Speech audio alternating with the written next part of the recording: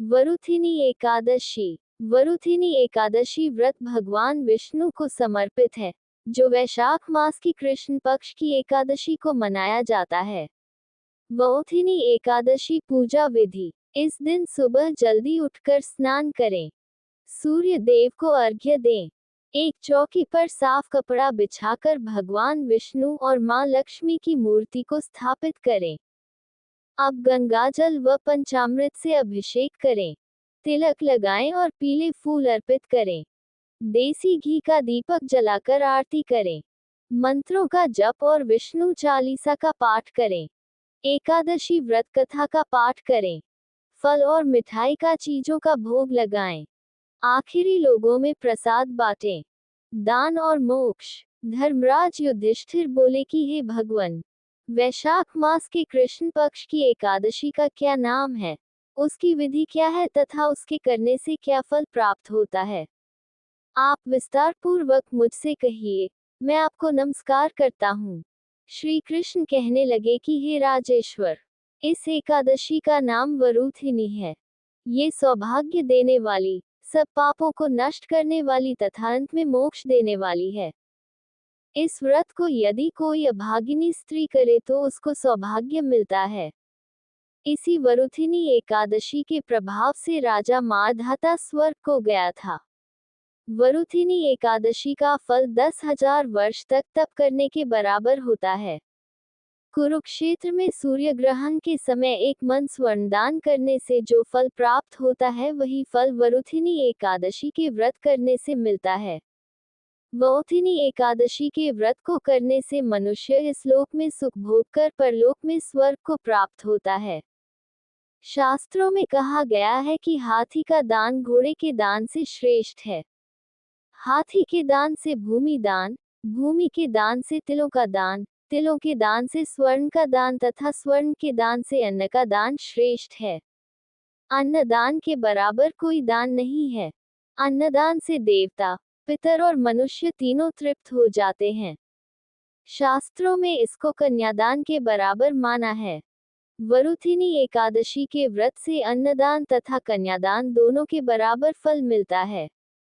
जो मनुष्य लोक के वश होकर कन्या का धन लेते हैं, वे प्रलय काल तक नरक में वास करते हैं या उनको अगले जन्म में बिलाव का जन्म लेना पड़ता है। जो मनुष्य प्रेम एवं धन सहित कन्या का दान करते हैं, उनके पुण्य को चित्रगुप्त भी लिखने में असमर्थ हैं, उनको कन्यादान का फल मिलता है। जो मनुष्य विधिवत इस एकादशी को करते हैं, उनको स्वर्गलोक की प्राप्ति होती है। अतः मनुष्यों को पापों से डरना चाहिए। इस व्रत के महात्म्य को पढ़ने से 1000 गोदान का फल मिलता है। इसका फल गंगा स्नान के फल से भी अधिक है। वरुथिनी एकादशी व्रत कथा। प्राचीन काल में नर्मदा नदी के तट पर माधाता नामक राजा राज्य करते थे। वह अत्यंत दानशील तथा तपस्वी थे। एक दिन जब वह जंगल में तपस्या कर रहे थे, तभी न जाने कहां से एक जंगली भालू आया और राजा का पैर चबाने लगा। राजा पूर्ववत अपनी तपस्या में लीन रहे। कुछ देर बाद पैर चबाते चबाते भालू राजा को घसीटकर पास के जंगल में ले गया। राजा बहुत घबराया, मगर तापस धर्म अनुकूल उसने क्रोध और हिंसा न करके भगवान विष्णु से प्रार्थना की, करुण भाव से भगवान विष्णु को पुकारा। उसकी पुकार सुनकर भगवान श्रीहरि विष्णु प्रकट हुए और उन्होंने चक्र से भालू को मार डाला। राजा का पैर भालू पहले ही खा चुका था। इससे राजा बहुत ही शोकाकुल हुए। उन्हें दुखी देखकर भगवान विष्णु बोले, हे वत्स, शोक मत करो। तुम मथुरा जाओ और वरुथिनी एकादशी का व्रत रखकर मेरी वराह अवतार मूर्ति की पूजा करो। उसके प्रभाव से पुनः सुदृढ़ अंगों वाले हो जाओगे।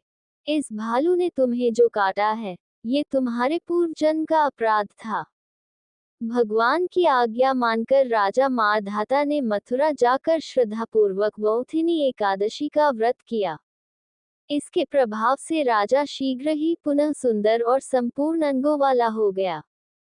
इसी एकादशी के प्रभाव से राजा मारधाता स्वर्ग गए थे। जो भी व्यक्ति भय से पीड़ित है उसे वौथिनी एकादशी का व्रत रखकर भगवान विष्णु का स्मरण करना चाहिए। इस व्रत को करने से समस्त पापों का नाश होकर मोक्ष मिलता है। महाप्रसाद जननी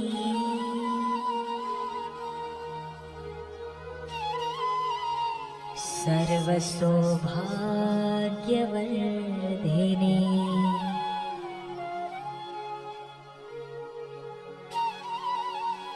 आधिव्याधि हरा नित्यम्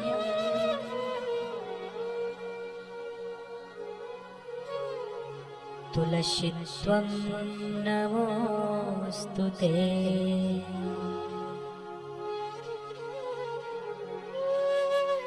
तुलसीत्वं नमोऽस्तुते।